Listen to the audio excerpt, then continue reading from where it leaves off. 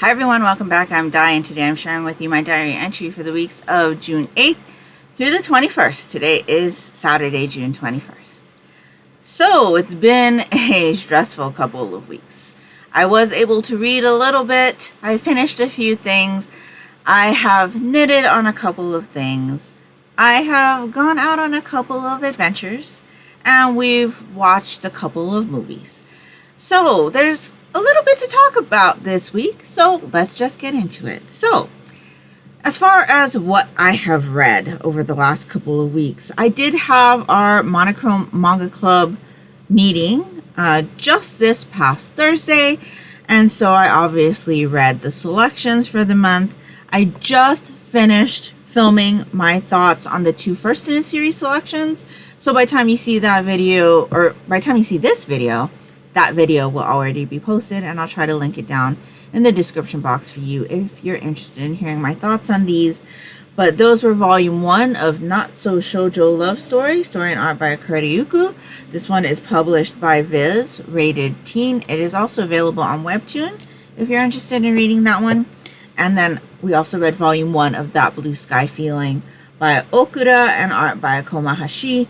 This one is published by Viz and is also rated teen. So if you're interested in hearing my thoughts, like I said, on those volumes, I'll try to link the video to my series First Impressions down in the description box below. So we are also currently reading a couple of series with the Monochrome Manga Club.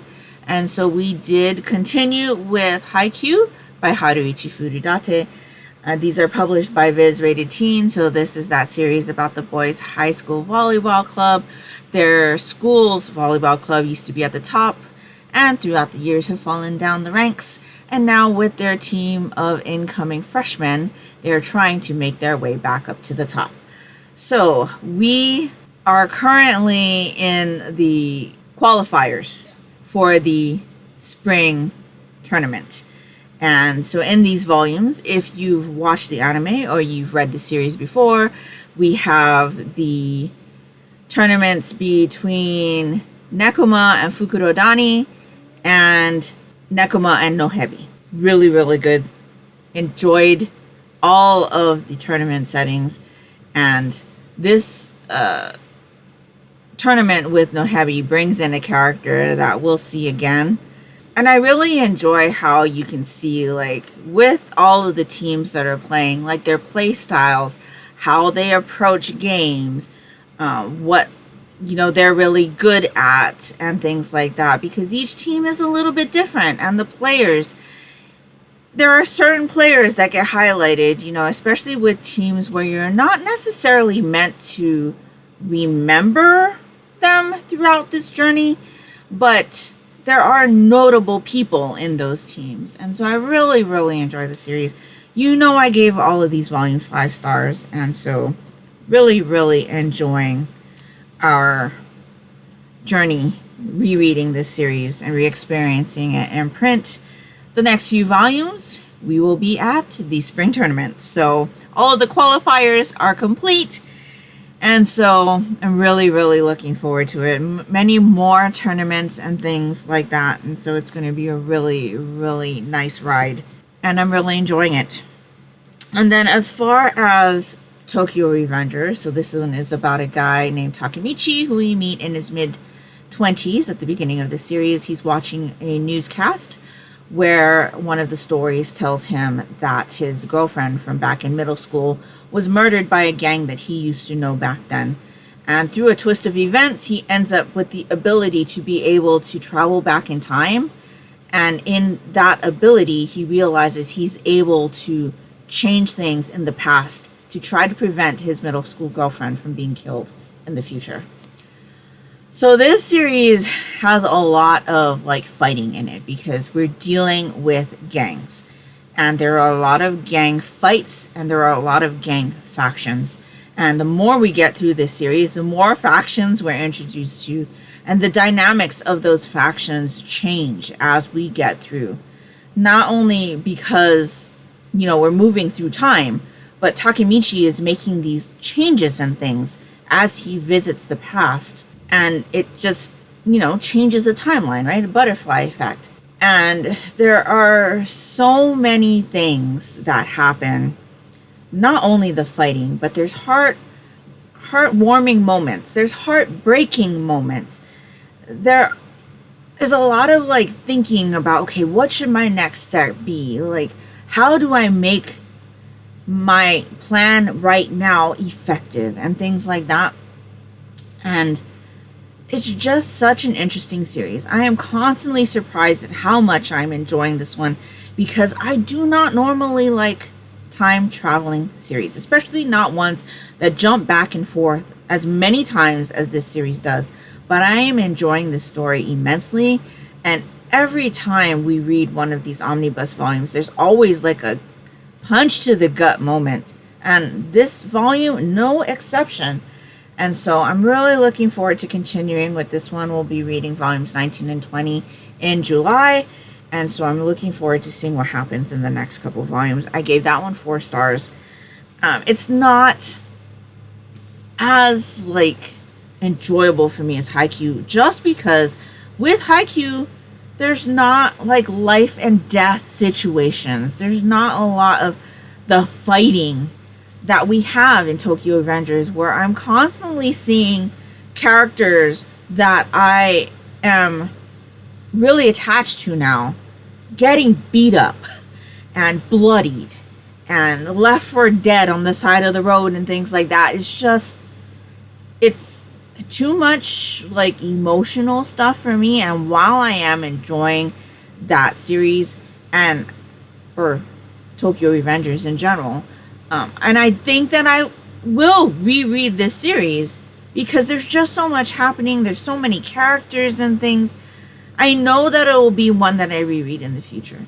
It is not one that I can say at this moment in time that is going to be Haikyu level enjoyment for me in the future. I do think, like I said, that I will reread Tokyo Revengers at least a few times, but it's not one of those journeys that has an uplifting, kind of heartwarming overall feeling, which are the types of stories that I normally give 5 stars to. And that's why I can only give Tokyo Revengers 4 stars. It's not terrible at all. Like, I am really enjoying the series. It's just not... It just doesn't have the types of elements that, for me, are 5 stars. And that includes being a overall heartwarming story. And that's definitely not what Tokyo Revengers is at this place and time for me.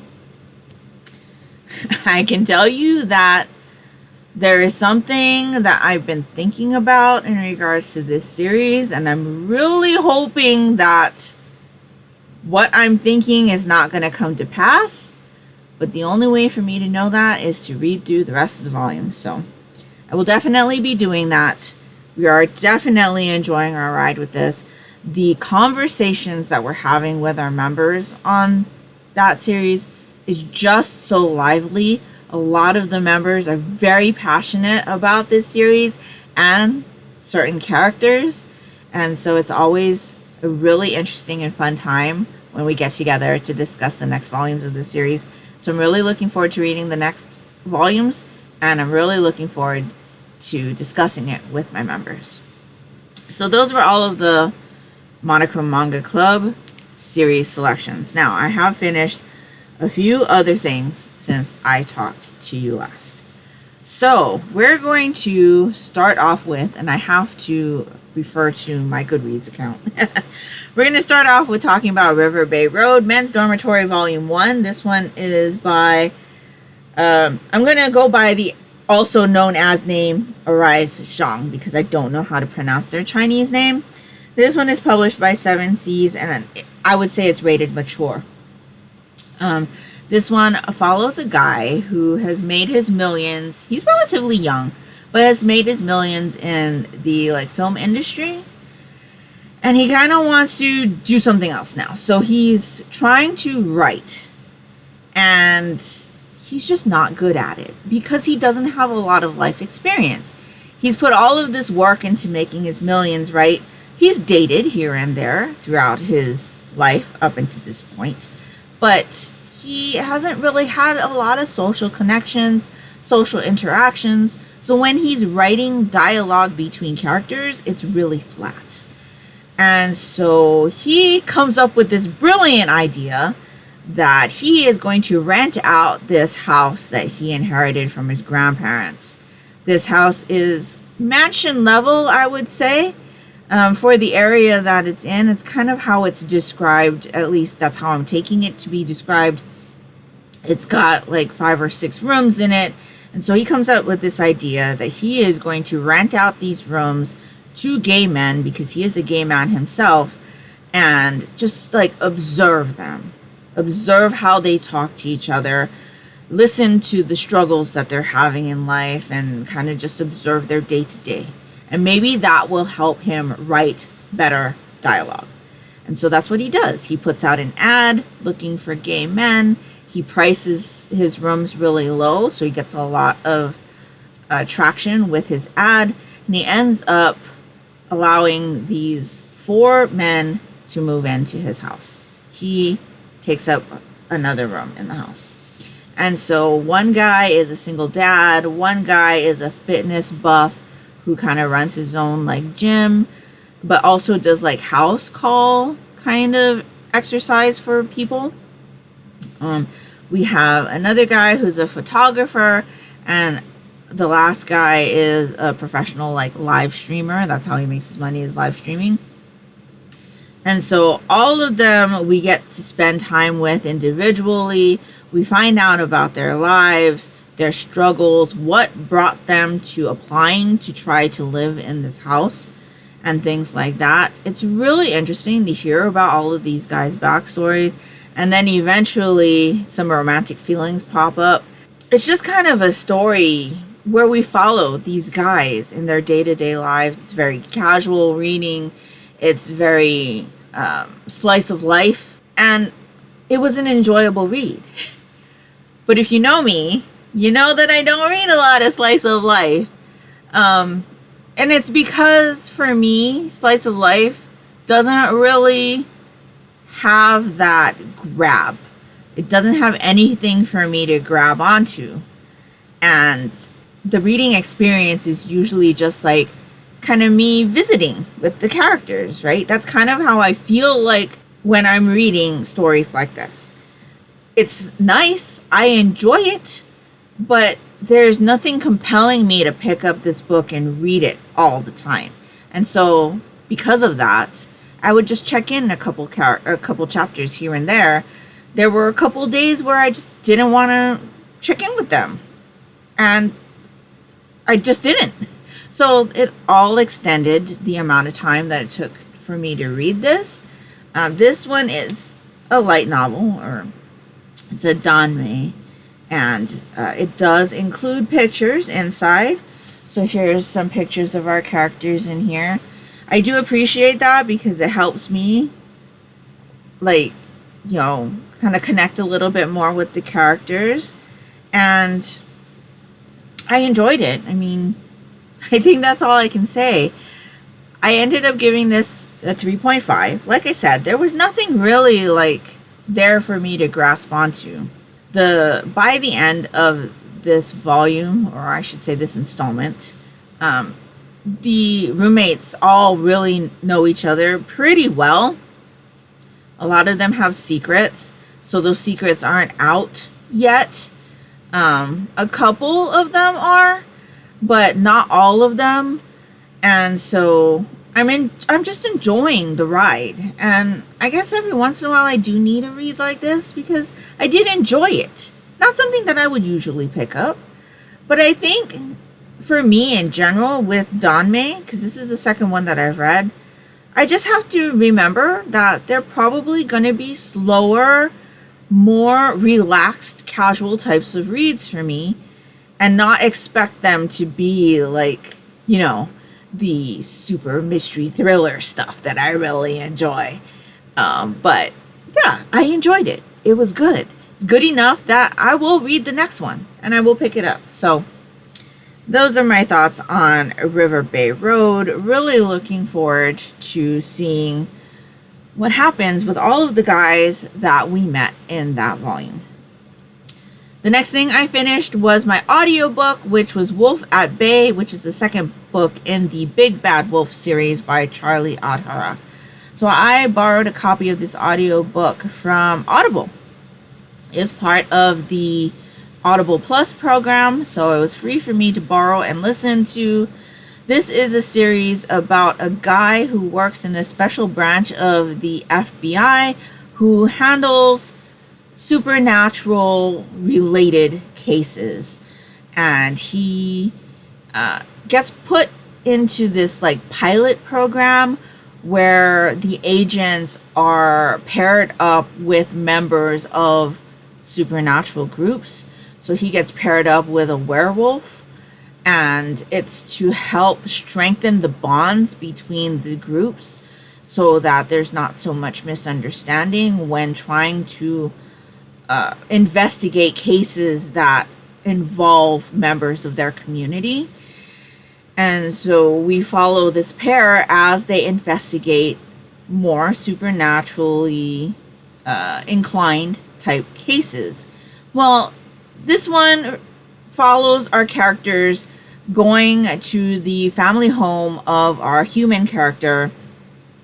He's kind of been called home because his brother is getting married and his brother really wants him to be there, but our character doesn't want to go home. He's kind of avoided home for a couple of reasons. One of them being that his father is the ex-police sheriff, and he's known throughout the town because their town is not very big. And it was kind of always expected that when the father retired that his two boys would step up and follow in their father's footsteps. And that's obviously not what our character did. But the other reason why he doesn't want to go home is because his family doesn't know that he's gay. And so he makes the difficult decision to go home, to be there for his brother's wedding. And he brings his partner, and him and his partner at this point in a kind of with benefits relationship. And so they're kind of hiding what they do from the family because obviously the existence of supernatural creatures is not something that's widely known in this timeline. And so the father, when they meet him, he's kind of like digging up the backyard because he just wants some change, and they're digging up the gazebo that they had in the backyard, and he digs up a set of bones.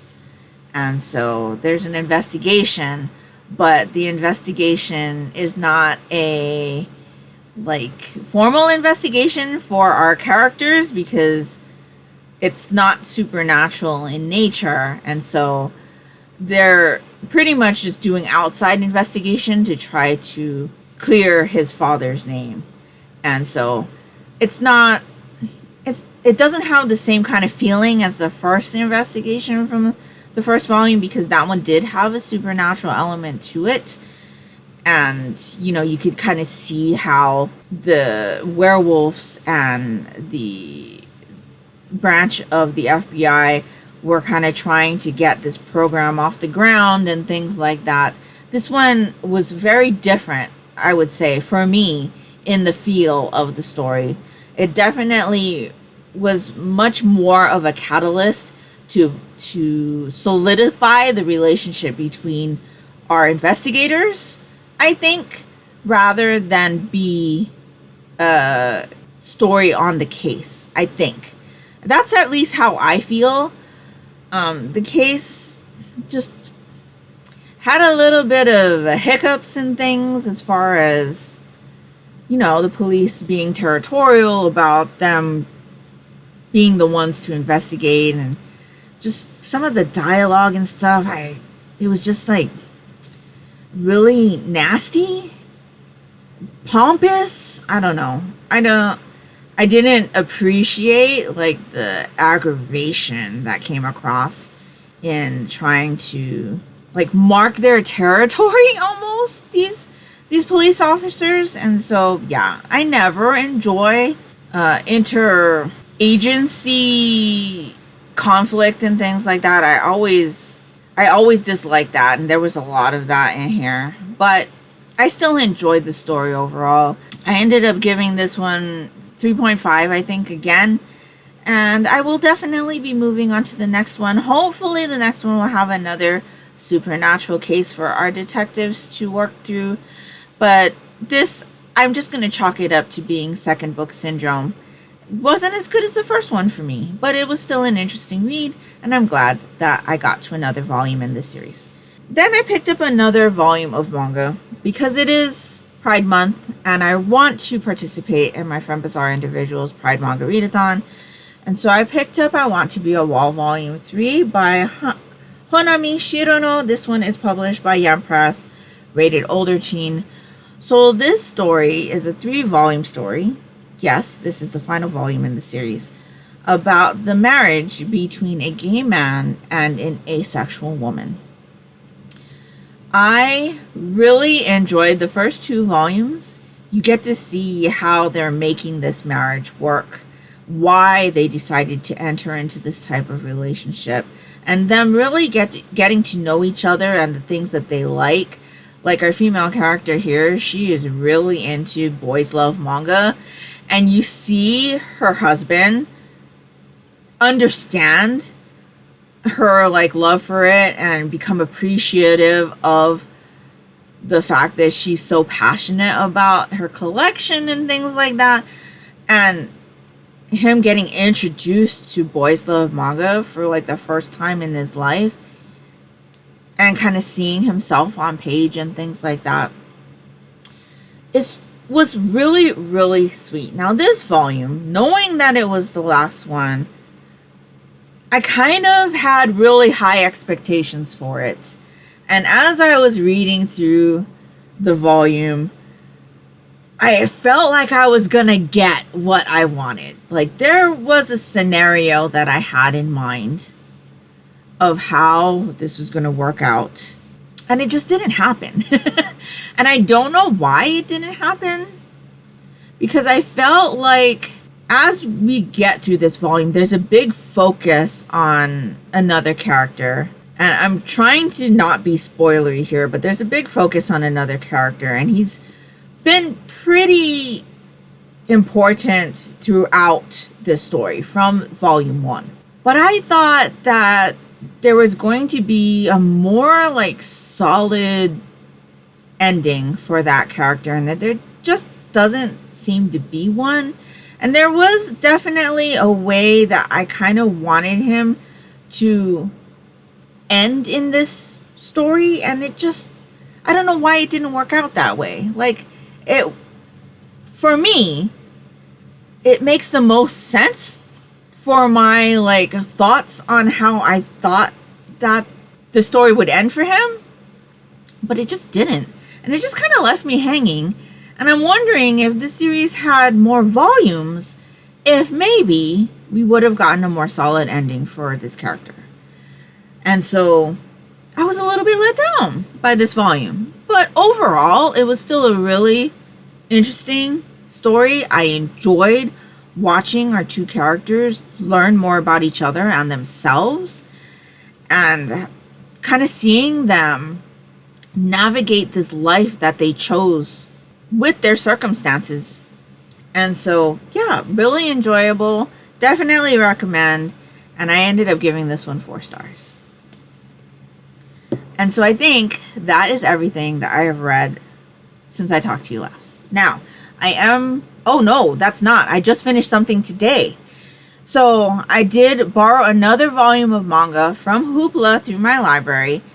And this one was called BL Fans Love My Brother. This one is by Mimu Oyamada and is published by Tokyo Pop. I don't know what the rating is because it doesn't really show the rating on Hoopla. But if I were to guess, I would say that this one is probably teen. So this one follows a girl who's in high school, and her brother, who is about 20 years old, is a shut-in. He's been a shut-in, I think, for 4 years or something like that. He's been a shut-in for a bit. And he basically doesn't come out of his room. But one day she goes up and she finds out what he's been doing in his room this whole time. And what he's been doing is he's been drawing doujinshi on his like favorite pairings and publishing them under a pseudonym. And he's been getting help from a friend that he made on Twitter. And he's like in a crunch now. His next installment is due, and his like partner in the production can't help him because their kid was hurt or something like that. And so he needs to take care of him. And so he's up against his deadline. He doesn't know what to do. And he kind of ropes his sister in to help him meet his deadline. And as she gets roped in to this situation, she gets roped into like being his like real life persona and like learning about all of this stuff that she had no idea even existed. And so it basically just follows her kind of trying to help him not be a shut-in anymore by helping him with this little business that he's been running out of their house. It was okay. It's a one-shot. I'm pretty sure. I didn't see a volume on it. It's a one-shot. And I can live with the fact with what I've read that there's not going to be any more to this story. It was just okay. We see this story through the eyes of the girl. And while it deals with BL and like her brother talking about his ships and how he really likes really muscular buff men and things like that, it doesn't really go into him like and his romantic feelings and things like that. Like there's one, I guess, chapter where we can see how he is attracted to the delivery guy because of his like physique and things like that.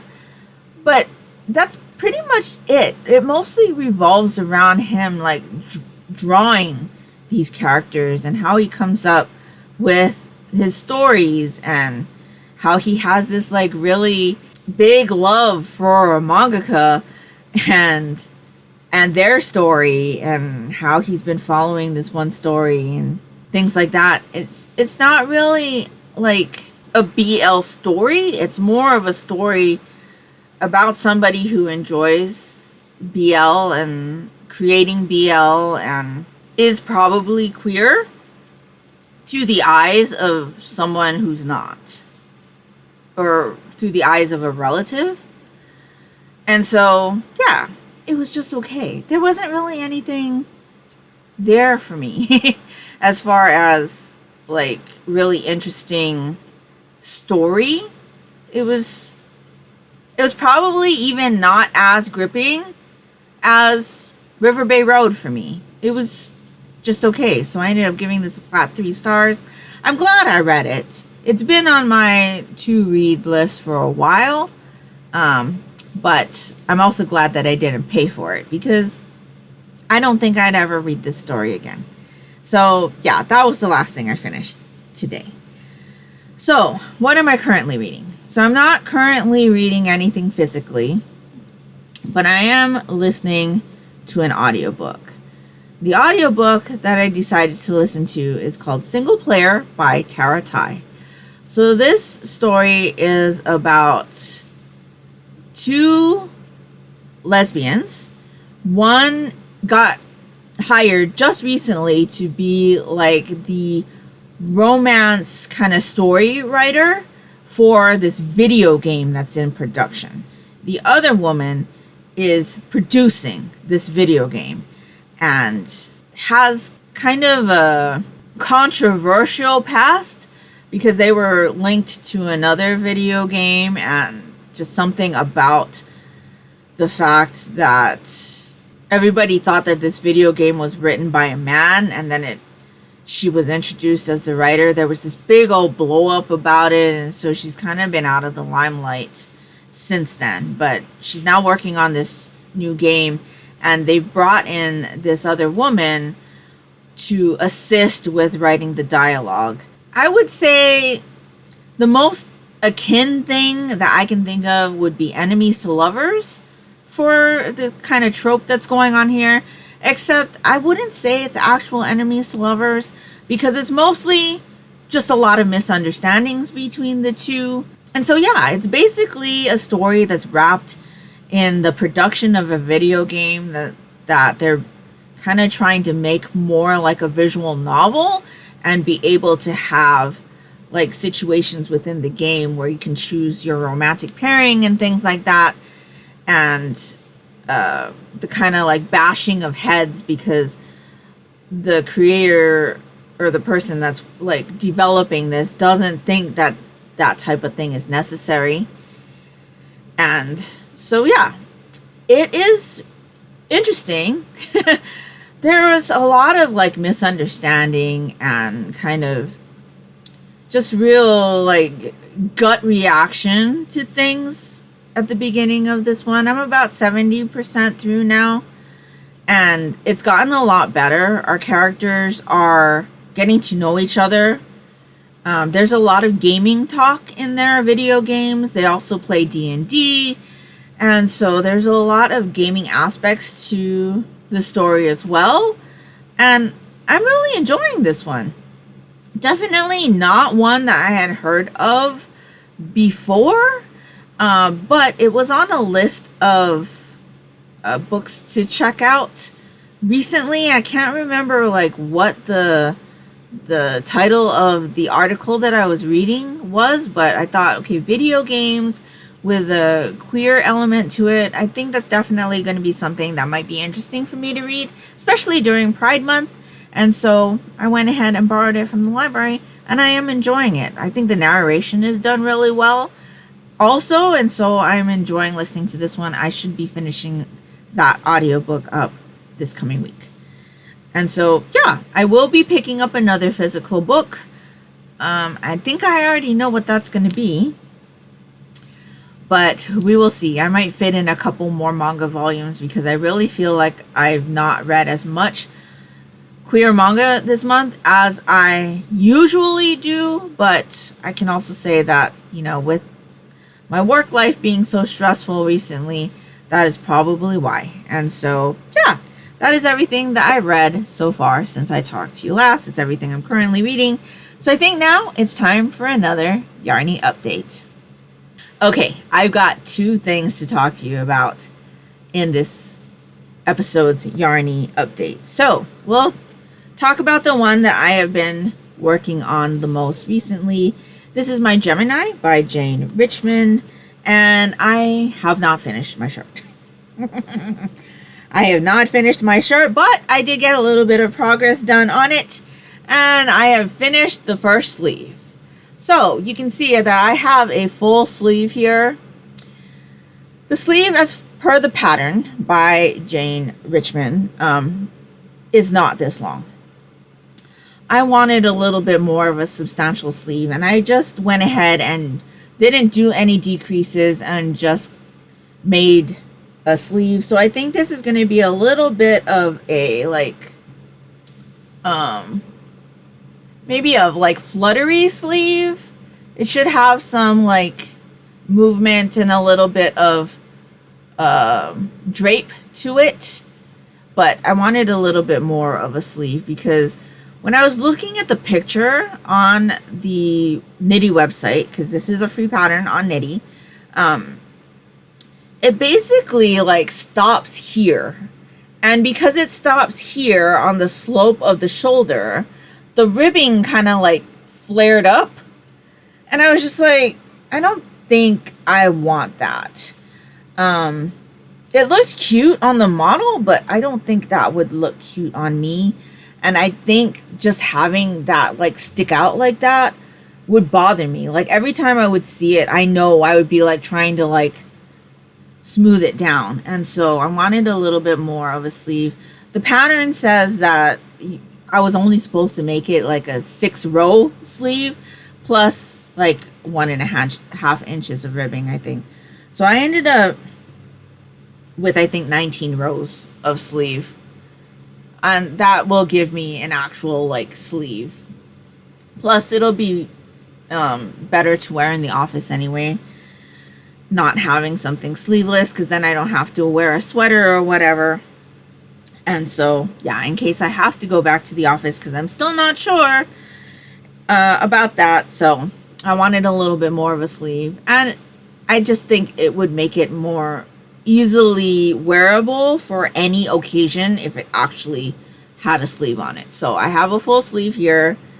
I have not gone ahead and attached my needles to the next sleeve, but that's my plan for this week, to at least get a start on that. But you can see, like, this is where it was at, and so a 6-row sleeve plus 1.5 inch ribbing wasn't going to give a lot. And so yeah, that's where I'm at with that. So hopefully we'll see this sometime soon, but it all depends on how things go over the next couple weeks. Like I said, work has been very stressful, and we'll talk about that a little bit more at the end of the episode. But that's where I am with my Gemini by Jane Richmond. Now, I did put in a little bit of work on something else. So this past week, I had to take an all-day class. I do have to take classes for my profession. They're just kind of like update classes, but I have to do them because otherwise I'm not going to be able to do my profession. And so I had to take a full day to get all of the class hours done. So I ended up taking the day off from work as class time, because that is allowed, because obviously if I don't do it, can't do my job. So I ended up taking the whole day because I did 2 classes that day. One took up a majority of the workday and the other one took up the rest of the workday. And so while I was doing the first class, which was a webinar style class where I had to like basically sit through a lecture, I wanted to work on a project, and I didn't want to work on the Gemini because I hadn't pre-attached my needles to the sleeve.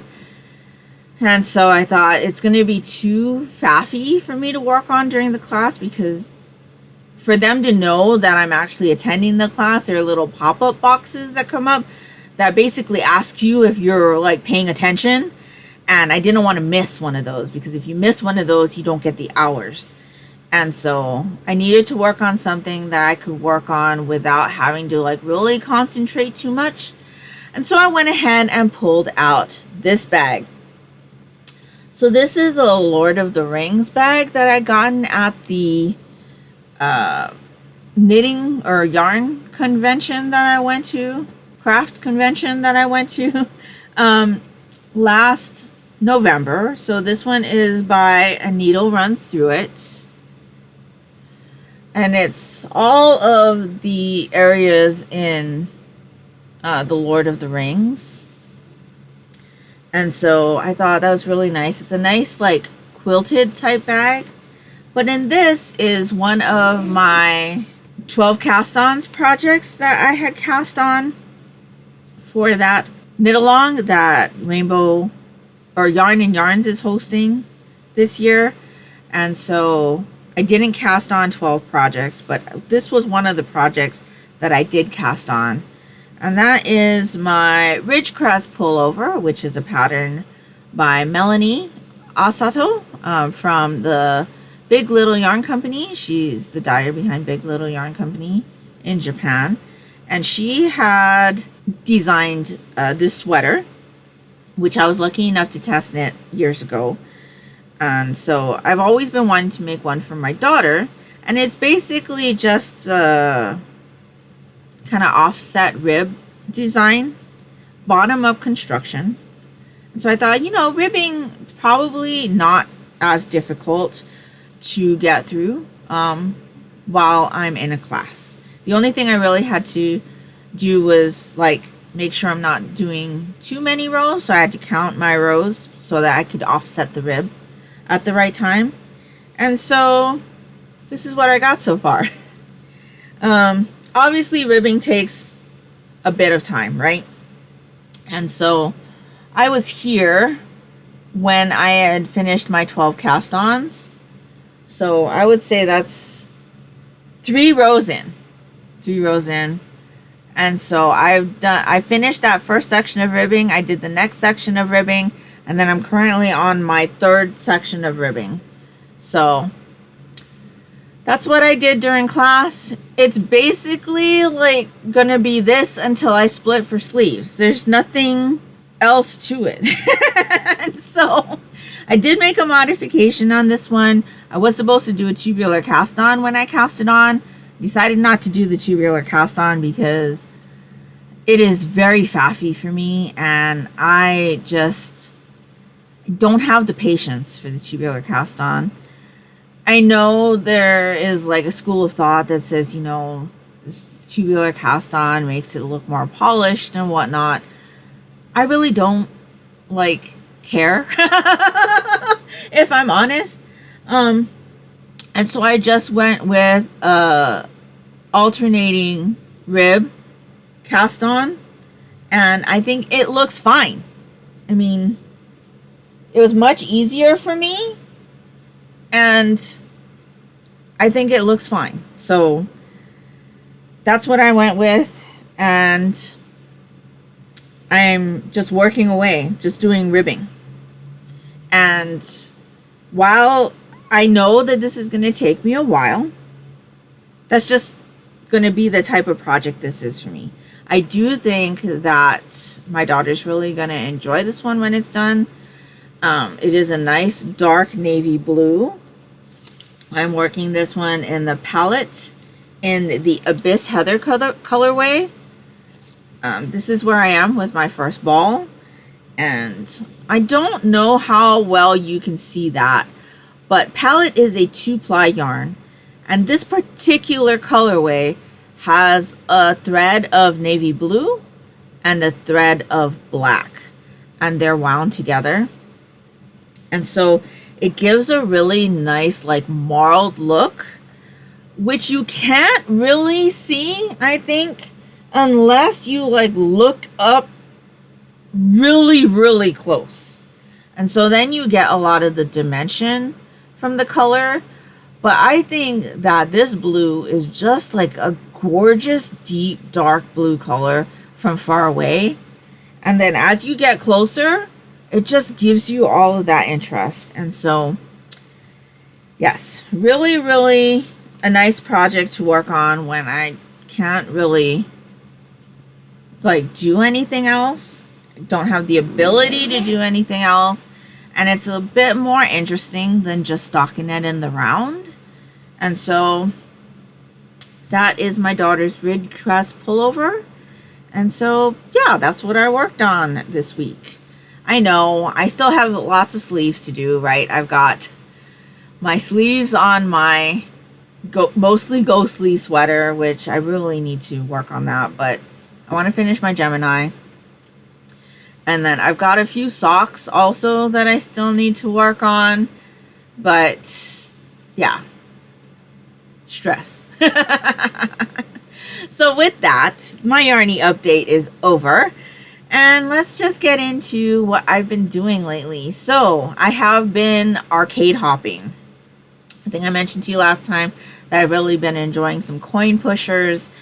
I'll pop in a little bit of footage here for you to see one of the coin pushers that we played recently. This one is called Gold Railroad, and it's got like a bunch of little like balls, and if you push a ball over with, you know, as the coins push over, you get to have like extra bonus like things, so you can get like tokens or shots or tickets or bonus challenges. And so we really enjoy that one. It's got a lot of like replayability too, because there's always like that chance when you're playing to like drop cards or change the field because of the number of balls on play or the number of cards or whatever. And so we've been really enjoying Gold Railroad. We've also checked out a couple other arcades that are around us and have found some other coin pushers that we really enjoy. We recently played a Smurfs coin pusher and a Willy Wonka one. We checked out a Wizard of Oz one and a Star Wars one. So there are lots of different like themes to the coin pushers and all of the gameplay. While it's rather similar, where you're just trying to get coins and like maybe cards to push off the edge, some of the mechanics on how to get those coins to be pushed off are different. And then obviously you've got the theme, right, with the cards and collecting sets to get bonus tickets and things like that. It's just really been enjoyable for me and definitely helps me take my mind off of work. I was telling my mom the other day that I think for me at this point in my life, the stress has gotten, as far as work goes, has gotten to be too much. Whereas before, knitting used to be my way of dealing with my stress management, where I could like work on a project and watch television and not even have the remotest amount of thought leach into my mind about work. But it hasn't been that way for a bit now. I would say over the last couple of years, I think you've noticed that, you know, I've been affected by things going on at the office for a bit, and knitting just isn't cutting it for me anymore. Like, I can't just watch a TV show on television or a movie and knit on a project at the same time and not be sitting there thinking about, okay, I've got this that I need to do tomorrow, or this is going on, or how am I going to deal with that, or maybe I can do this and try to. Yeah, that's kind of where I'm at right now with work. And I'm finding that with coin pushers, because there's so much going on with the gameplay and the, you know, extra challenges and things and all of that, I am not thinking about work at all when I am playing a coin pusher. And I think that is just where I'm at with my stress management right now. And so I'm just kind of trying to lean in to that, which is why there hasn't been as much reading. There hasn't been as much gameplay. Or knitting. I haven't been playing Genshin as much because I've been going out. And I haven't been knitting as much because I have been going out. And so, yeah, I mean, I haven't, like, gone out as much as I've gone out over the last couple of weeks in years. And I am enjoying it. I'm enjoying, like, seeing lots of things. We're eating at different places. And I'm just, like, I guess you could call it living. Living. I'm living. I'm living my life. And so I'm glad for my rediscovery of coin pushers, because it is definitely helping with my stress management. I know my daughter like sees it in me, and she's like, you really needed that. Like, after we've played for a couple hours at an arcade, you know, I feel lighter. My spirits are higher, and it just takes my mind off of work for a couple of hours. And I find that after doing that, I'm not as easily falling into the thoughts about work anymore. Like, I'm sleeping better now. And so I think it's just a change that I really needed. And so for now, I'm just going to lean into it. At least while, you know, things are the way they are at my office. And we'll see what happens. As far as the office goes, this week was really, really stressful. And we had a big project that was due this week. And my coworker's replacement was on vacation. And so I was covering 2 desks. I had to finish that project by myself. And it was not a good time. It was not a good time. The project kind of blew up at the very last minute. And after working really hard, we were able to put it to bed successfully. So, yeah, it was very stressful. On top of, like with my classes that I had to take, I had to get that project put to bed nicely. And I'm glad this past week is over. So my new coworker, I keep calling her a new coworker, and she's not really a new coworker. She used to be a coworker of mine a couple years ago, and then she moved to a different department, and now she's back. So my old worker, who's now replacing my other coworker, will be back this week. And so that will help me not have to take care of 2 desks. And I do have a vacation day coming up this coming week, so that will be really nice as well. So, yeah. I'm also trying to think about the rest of the vacation days that I need to take for the rest of the year, because we are now halfway through the year, and I've only taken 6 days, including the day that's coming up. And so I definitely need to take a lot more vacation, so I need to plan that out. But it's a little bit hard to plan that out because my transition to the new department is in flux. So the date is constantly getting moved on when I'm actually moving to the new department, just because of the dynamics of how things are going with my new coworker and we're having another change in as far as the database and computer programs that we use. So there's a big change for that mid-July. And so there was a thought that maybe I wouldn't be transitioning to my new department until August. But at our last meeting this past week, they're saying again, it's probably going to be end of July now. And so I really don't know. I'm just kind of in flux. And so that's not really a great feeling either, but it is what it is. And I'm just kind of doing as I normally do, just kind of waiting. And so, yeah, that's kind of what's been going on. Just lots of stress. And we have watched a couple movies. I failed to mention the last time that we did in fact go see the Lilo and Stitch movie and really enjoyed it. Stitch is so cute in that movie, and things are just kind of so relatable as far as, island life and seeing my home where I grew up and spent many years of my life. And the guy that keeps losing his shave ice during the movie, so sad. Also so sad, I had heard that he had passed away, so really, really sad. But the movie was really good. We'd definitely be adding that one to our collection and watching it again when it comes out for home release. And then because I finished my reread of the Twilight Saga, we did start watching through the movies. And so we watched through Twilight, New Moon, and Eclipse. So now we only got Breaking Dawn to watch through.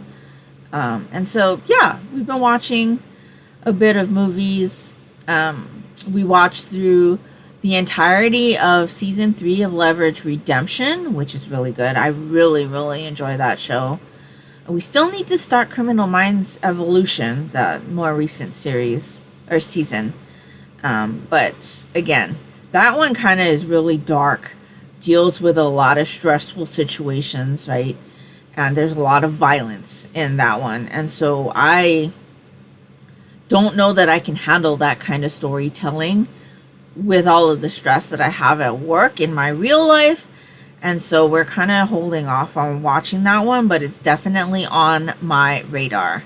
The other thing that I've been doing with my Hoopla credits is I've been borrowing the movie length episodes of the Broken Wood Mysteries. This one is a mystery detective series that takes place in New Zealand. And the episodes are movie length, so they're an hour and a half, hour 45 minutes long. We watched through the 4 episodes that were in the first season and 1 episode of the second season, and really enjoying it. I'm enjoying it a lot. They're kind of reminds me of the Hallmark cozy mystery type movies, but these are not cozy mysteries. They're much more a little bit more gritty the murders are in those cases, and I'm enjoying it a lot. The detective guy is really fun. He drives a classic car and enjoys like old country music, which is not something that I enjoy, but I enjoy how he like enjoys it so much that he like introduces it to a lot of the people that he interacts with, including his new partner. And so yeah, there's definitely lots of like cinematic interest as well because it is filmed in New Zealand. And so there's lots of like, again, like lots of like lush backgrounds and, you know, native accents and things like that. And so it's something that I've been really enjoying. And I am using my Hoopla credits to borrow the episodes. And so that'll be an ongoing thing because I only get 8 Hoopla borrows per month through my library. And so I think it'll be one of those things where I'm like, okay, I'm going to use my credits for books and audio books, and then at the end of the month see where I'm at, and if I've got extra credits to spare, then I'll borrow a couple of episodes. But I think that's pretty much all we've been up to lately. So yeah, let me know down in the comments below what you've been up to, what you've been watching, what you've been working on. What has had your interest so far in the month of June? I would really like to know. Temperatures here are kind of on a downward trend again, which is kind of weird, but we've had some really hot days, and those were not very fun. Yesterday, in fact, was one of them, and I got really, really like nauseous. I wasn't doing too good for a little bit, but today's really nice actually. It's in the low 80s. It's really nice and comfortable. And so, yeah, let me know what your last couple weeks have been like. Have you watched any movies lately? Are there any movies that you're interested in watching that are coming up soon? Definitely have plans to watch the How to Train Your Dragon live action. So I think we're going to be doing that sometime soon.